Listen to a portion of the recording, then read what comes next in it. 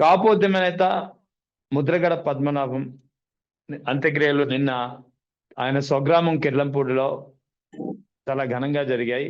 ప్రభుత్వ లాంఛనాలని తిరస్కరించి మరి సొంతంగా కుటుంబ సభ్యులే ఘనంగా నిర్వహించుకున్నటువంటి పరిస్థితి. ముఖ్యంగా వైఎస్ఆర్ కాంగ్రెస్ పార్టీ అధినేత వైఎస్ జగన్ స్వయంగా పాడి మోయడమే కాకుండా అంత్యక్రియలు ముగిసే వరకు ఉన్నారు. సో ఈ అంశాలపై మాట్లాడేందుకు మనతో జాయిన్ అవుతున్నారు గుంటూరు నుంచి ప్రముఖ న్యాయవాది రజనీ గారు. రజనీ గారు నమస్తే మేడం. నమస్తే అండి మేడం, నిన్న కాపు ఉద్యమ నేత, కాపులకు ఒక దీశాలిగా మారినటువంటి ముద్రగడ పద్మనాభం అంత్యక్రియలు జరిగాయి. నిన్న మీరు కూడా పాల్గొన్నట్టున్నారు కదా, ఎలా జరిగినాయి అంత్యక్రియల కార్యక్రమం? మొత్తం కుటుంబ సభ్యులు అక్కడ జరిగినటువంటి పరిస్థితి ఎలా జరిగింది ఏంటి? సార్ నమస్తే సార్. ముఖ్యంగా నిన్న కిర్లంపూడి పరిసర ప్రాంతాల్లో స్వచ్ఛందంగా బంద్ కి పిలుపునిచ్చినారండి.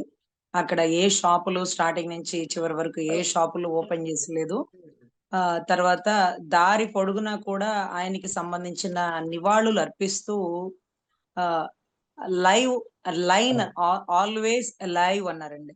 అంటే సింహం ఎప్పుడు బ్రతికే ఉంటుంది, ఆ గర్జన ఎప్పుడు మాకు వినపడుతూనే ఉంటుంది అన్నట్టుగా ఆ పదజాలం అనిపించిందండి. అదే మాదిరిగా ఆయన చనిపోతూ ఆయన ఏదైతే కోరికలు అంటూ ఏదైతే ఒక 2-3 కోరికలు కోరినారో దాని ప్రకారంగా శ్మశాన వాటికలో ఆయనకి సంబంధించిన కార్యక్రమాలు కాదు, మన ఇంటి పెరడ్లోనే నన్ను ఇలా ఏదైతే పూడ్చిపెట్టండి అంటూ ఖననం చేయకండి, ఇలాగా పూడికలో పూడ్చిపెట్టండి, అది కూడా మన ఇంటి పెరట్లోనే, నా ఆత్మ ఇక్కడే ఉంటుంది, ఎక్కడికి పోదు, మీకెప్పుడు సజీవంగానే ఉన్నట్టే నేను అంటూ కూడా చాలా గొప్పగా ఒక మెసేజ్ ఇచ్చినారండి. అదే మాదిరిగా తన భార్యకి ఏదైతే అంటే భర్త చనిపోగానే ప్రతి ఆడబిడ్డని వితంతు చేస్తారండి. అంటే బొట్టు, పూలు ఇవన్నీ తీసేయడం.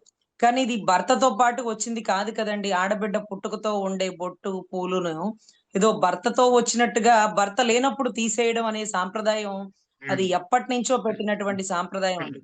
అతను చనిపోయినప్పుడు కాదు, ఆ భార్య వితంతు అవుతున్నప్పుడు పడే బాధ, ఆవేదన ఎలా ఉంటుందో అందరికీ తెలుసండి. చాలా మంది దగ్గర చూసుంటాం మేము.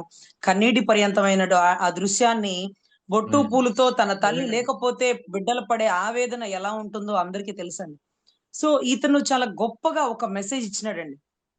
అవి నాతో వచ్చినవి కాదు అంటూ ఆవిడని ఎప్పుడు వితంతువుగా చేయకండి, ఆవిడ నిత్యం గోమాతకు పూజ చేస్తూ, నా సమాధికి పూజ చేస్తూ నిత్య సుమంగళిగా ఉండనివ్వండి అంటూ కూడా తన ఆవేదన వ్యక్తపరిచిన దృశ్యం చాలా గొప్పగా అనిపించిందండి. చాలా ఎంతో ఒక అంటే ఒక మార్గదర్శకం, ఒక ఆదర్శనీయం అండి అది. అదే మాదిరిగా ఇక తన కూతురు విషయం వస్తే ఇది మనం చాలా గట్టిగా మాట్లాడుకోవాలండి. ఎంత గట్టిగా మాట్లాడుకోవాలంటే, అదేంటి రజనీ గారు, నిన్న వైసీపీ వాళ్ళు తనకు తండ్రి దగ్గరికి బిడ్డని రానివ్వకుండా శవరాజకీయం చేస్తున్నారు అంటూ వేస్తున్నటువంటి పచ్చ మీడియా బృందానికి ఒక విషయాన్ని గొప్పగా చెప్పాలండి. అంటే లక్ష్మీ పార్వతి గారు స్వయాన పాపం ఎన్టీ రామారావు గారు వివాహం చేసుకున్న భార్య. అంతమంది 10-11 మంది పిల్లలు పైచులుకంటూ అనుకుంటా కదండి ఆయనకి. అవును. సో అంతమంది బిడ్డల్లో ఎవ్వరు దగ్గర తీసి చేరదీసి ఒక ముద్ద పెట్టలేని పరిస్థితుల్లో తను ఇంకొక వివాహం చేసుకున్నాడు. అది కూడా ఆ వయసులో తన ఇంటి ఆడబిడ్డలు గాని మగ బిడ్డలు గాని మరి తోడుగలే. అది లీగల్లీ వెడెడ్ వైఫ్ అనమాట. అంటే లీగల్ గా వైఫ్ ఆవిడ. మరి ఈ రోజు ఏ కార్యక్రమాల్లో అంటే మొన్న ఒక రోజు ఏదో ఒక కాయిన్ రిలీజ్ అది చేస్తూ ఏదో కాయిన్ అనుకుంటాండి అవార్డు మరి నాకు గుర్తులేదు. ఢిల్లీకి ఏదో వెళ్ళారు ఆ కుటుంబం మొత్తం. అవునండి. అక్కడికి కూడా భార్యని తీసుకురాలేదండి. అంటే లక్ష్మీ పార్వతి గారు అంటే లీగల్ గా ఎవరు ఎన్టీ రామారావు గారి భార్య ప్రెసెంట్ అంటే ఆవిడే చెప్పాలి మరి. ఎందుకంటే భార్యగా పెళ్లి చేసుకున్నారు, అన్ని చోట్లకు ఆవిడతో వెళ్ళేవారు. సో ఇవన్నీ తెలిసిందే. మరి ఎందుకు రెస్పెక్ట్ ఇవ్వలేదండి? అనుభవజ్ఞులు తన మామగారు తనకి రాజకీయ భిక్ష పెట్టినటువంటి మామగారు ఈ రోజుకి ఎన్టీ రామారావు గారు పేరు చెప్పుకొని చేసే రాజకీయంలో ఆయన భార్య లీగల్ గా అంటే ఇల్లీగల్ కాదండి బాబు, లీగల్ గా పెళ్లి చేసుకున్నటువంటి భార్యని ఎందుకు గౌరవించటల్లా? ఎందుకు ఏ కార్యక్రమాలకి రానివ్వటల్లా? అనుభవజ్ఞులు కదా, చెప్పాలి కదా. ఇకపోతే క్రాంతి గారు, ముద్రగడ క్రాంతి గారు, ఆవిడికి వాళ్ళ నాన్నగారికి అంతకు ముందే విభేదాలు ఉన్నట్టుగా నా భార్యకి క్యాన్సర్ వచ్చినప్పుడు ఆ కుటుంబం మమ్మల్ని రానివ్వలేదండి అంటూ స్వయాన ఆయనే చెప్పాడు. అంటే క్యాన్సర్ వచ్చిందని మేము హాస్పిటల్కి వెళ్తేనండి ఆ భార్య భర్త ఇద్దరు వాళ్ళ ఇంట్లో అడుగు కూడా పెట్టనివ్వలేదండి అంటున్నారు. ఏదో విభేదాలు ఉన్నాయి. అయినా సరే క్రాంతి గారిని రాజకీయం తీసుకొచ్చే దమ్ము ధైర్యం అనుభవజ్ఞుడికి కానీ పెద్ద పార్టీకి కానీ లేదండి. ఆయన కోపానికి వాళ్ళు ఒక కోపాగ్నిలో ఆహుతైపోతారండి. ఆయనకు అంత పెద్ద కోపాగ్ని. కానీ చూసినారా, తెర మీదకి పవన్ కళ్యాణ్ గారు ఒక స్టేజ్ మీద మీటింగ్ జరుగుతుండగా ఆయనకేదో స్లిప్ రాసిచ్చినారండి. ఆ స్లిప్ చూస్తా ముద్రగడ క్రాంతి గారు, వారి భర్త ఈ రోజు మనకి సంఘీభావం తెలపడానికి వచ్చినారు. ఈ రోజు కండువా కప్పమని అడుగుతున్నారు.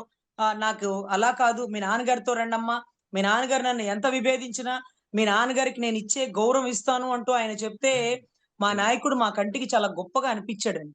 నిన్నటి రోజు ఆయన చెప్తున్నారు, అది కూడా ఒక డ్రామా. అనుకోకుండా జరిగినట్టుగా స్టేజ్ మీదకి తీసుకొచ్చి నా కుటుంబాన్ని, నా బిడ్డని స్టేజ్ మీదకి తీసుకొచ్చి నన్ను రోడ్డుకు లాగేసినాడు అంటూ ఆయన మాట్లాడుతున్నారట. అక్కడ చుట్టుపక్కల వాళ్ళు చెప్తున్నారు, పొరపాటున ఏదో జరిగి ఉంటదండి, పవన్ కళ్యాణ్ గారికి కూడా ఇష్టం ఉండదు కదా, ఆయన అలా తీసుకొచ్చే ధైర్యం చెయ్యరు కదా. ఏమ్మా, ఆ పేపర్ చదవగానే ఏముందమ్మా, పేరు ముద్రగడ క్రాంతి అంది. అయ్యో, ఈవెన్ స్టేజ్ ఎందుకు ఎక్కించారు, దింపేయండి. వద్దొద్దు, ఇక్కడ కాదు, మనం ఛాంబర్ లో మాట్లాడుకున్నాక తీసుకురావాలా, ఛాంబర్ లో మాట్లాడుకున్నాక స్టేజ్ మీదకి తీసుకురావాలా. ఓపెన్ గా ఒక కాగితం రాసి ఇచ్చి పేరు అనౌన్స్ చేయమంటారండి. ఎవరు అనుకున్నారు ముద్రగడ పద్మనాభం గారు? ఆయన కోపం ఎలా ఉంటుందో తెలుసా అండి, అని దింపేయాలి. వద్దొద్దమ్మా, ఇక్కడ కాదు, మీరు పార్టీ ఆఫీస్కి రండి, అక్కడ మనం మాట్లాడుకున్నాక మిమ్మల్ని బయటికి అనౌన్స్ చేయడమా వద్దనుకోవడమా నేను నిర్ణయం తీసుకుంటా.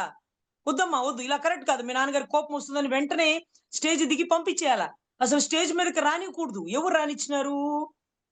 అనుభవజ్ఞుల పక్కనుండే స్పీకర్ నాదెండ్ల మనోహర్ గారా? ఒకవేళ ఆయన అలా రాణిస్తే దీర్ఘకాలికంగా పవన్ కళ్యాణ్ గారికి, ముద్రగడ అభిమానులకి ఒక శత్రుత్వాన్ని రాజేసినట్టు. ఈ రోజు ఊరు మొత్తం ఏమంటుందో తెలుసా అండి? ఆ కుటుంబాన్ని రోడ్డుకు లాగేసినాడండి మీ పవన్ కళ్యాణ్. ఆ కుటుంబాన్ని రోడ్డుకు లాగేసినాడు. అయ్యో, మన్న కాదండి, అది అనుకోకుండా జరిగి ఉంటది. ఆయన అప్పటికి చెప్తున్నా, ఏంటమ్మా ఆయన చెప్పేది, కాగితం చూసి కిందకు పంపించేయక, కాగితం ఆయనకి తెలియకండి ఇస్తారా? అంత సినిమా వాళ్ళు నటించినాడమ్మా మీ అన్న. గుర్తుపెట్టుకుంటాం. మా కుటుంబాన్ని రోడ్డుకు లాగేసినాడు. వాళ్ళ ఇంట్లో భార్యలు వస్తున్నారా, వాళ్ళ పిల్లలు వస్తున్నారా, వాళ్ళ అన్న వదిన వాళ్ళు ఎవరన్నా వచ్చినారా? ఎవరు రాలేదు కమ్మ రాజకీయంకి. మా ఇంట్లో ఆడబిడ్డ రాజకీయం తెస్తారా? అసలు తెలుసా మీకు అని ఆ అమ్మాయి గురించి చెప్పినారండి. ఆ పాప 7వ క్లాసు 8వ క్లాసు చదువుకుందట. మరి 10th క్లాస్ ఎందుకు చదివించలేదు అని అడిగితే 10th క్లాస్ అట ఆ ఊర్లో పక్క ఊర్లోనే ఎక్కడో ఉంటదట. ఆ అమ్మాయిని రోడ్డు మీదకి బస్ ఎక్కించడానికి ఇష్టం లేక, రోడ్డు దాకా పోనివ్వడానికి ఇష్టం లేక తన తండ్రి, వదిలేండి మా ఇంటి ఆడబిడ్డను రోడ్డు మీదకి వెళ్ళి బస్ ఎక్కించాలా, బస్ కానీ స్కూల్ వ్యాన్ కానీ వదిలేండి ఆడపిల్లలు అని ఇంట్లో పెట్టేవాళ్ళంటండి. వారి భార్యని అక్కడికి వచ్చిన వాళ్ళలో ఒకళ్ళో ఇద్దరు చూసుంటారు, ఎవరు చూసుంటారు అంటండి. ఆవిడ గోమాతకి పూజ చేశాకే గేటు తెరిసేవారటండి. అంటే గోమాతకి పూజ చేసి బయటకు వచ్చి ఇంకా లోపలికి వెళ్ళిపోద్దండి, ఇంకా తల్లి బయటికి రాదు. అలాగే ఆ పిల్ల 7వ క్లాస్ తో ఆపేసిన పిల్ల అలాగే లోపల ఉండేదటండి. అలాంటి పిల్లని ఈ రోజు రాజకీయ రణరంగంలో నువ్వు స్టేజ్ మీద అనౌన్స్ చేసి ఈ రోజు ఆ బిడ్డ చెప్తున్న మాటలండి, మా నాన్నగారు పవన్ కళ్యాణ్ గారిని విభేదిస్తున్నారు, అలా కరెక్ట్ కాదండి, పవన్ కళ్యాణ్ గారిని సపోర్ట్ చేయాలి, ఆయన గెలుపుకు కారణం అవ్వాలి, ఎందుకని ఆయన అలా చేస్తున్నారు, నేను ఆయనతో విభేదిస్తున్నాను అందండి. ఒక పెద్ద ఆయన ఎందుకు సపోర్ట్ చేయట్లేదు ఇప్పుడు మాకు అర్థమైంది, అప్పుడు మాకు అర్థం కాదు. కానీ పెద్ద ఆయన కదండి, రాజకీయాలు ఇవన్నీ తెలుసు కదండి. చిరంజీవి గారు వచ్చినప్పుడు కూడా ఆయన చాలా సంతోషపడ్డాడంటండి. కులంలో ఒకటి బయటకు వచ్చాడు, రాజ్యాధికారం పొందుతాడేమో, పోనీ కొద్దో గొప్ప నిలబడుతున్నాడు, నిలబడనివ్వండి అని అనుకున్నారట.